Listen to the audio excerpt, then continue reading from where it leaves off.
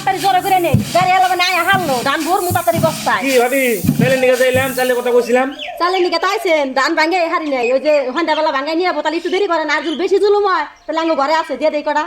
হ তাই করা লাগবো এখন আমার তোমার আমি যাবার কইছি বাজারে চালেন নাকি তুমি এই বেতে এসে চালেন নাকি এনে চাল খান যায় এনে চালে ভাত তো সাত নাকি না চালানে চাল নিয়ে হোক বাজারে কি ভালোই নাকি তো দাদা এই লোকাল বস্তুর মর্ম কি বুঝবো ই দেখেন না চালানি খায় খায় একবার হ্যাংলা হয়ে গেছে গা চালানি বস্তুর তো রস টস নাই খালি চালানি খায় সব বস্তু মাছ চালানি চাল চালানি সবজিটাও চালানি আর আমরা লোকালটা খাই দেখেন তো আঙ্গ শোলগতর পুষ্কুনির মাছ লোকাল চালের ভাত জিটা সাপ তোমরা কি বুঝবা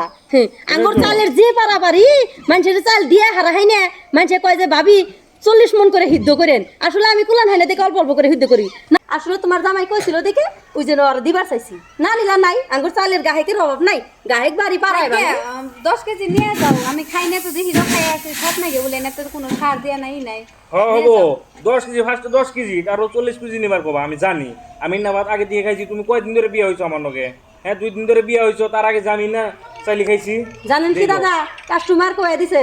বাজার থানানের বাইরে কয় যে ভাবিরে কবেন 30-40 মন করে জানি সিদ্ধ করে এত কাস্টমার বাইরে গেছে গা হ আমি জানি আমি বিয়ার আগেও খাইছি না আমি কিন্তু আগেই নিয়ে গেছি এখন এর জন্য ওই চালানি এই যে আমরা ওই প্যাকেট চাল খাই অভ্যেস নাই না খাই নাই যে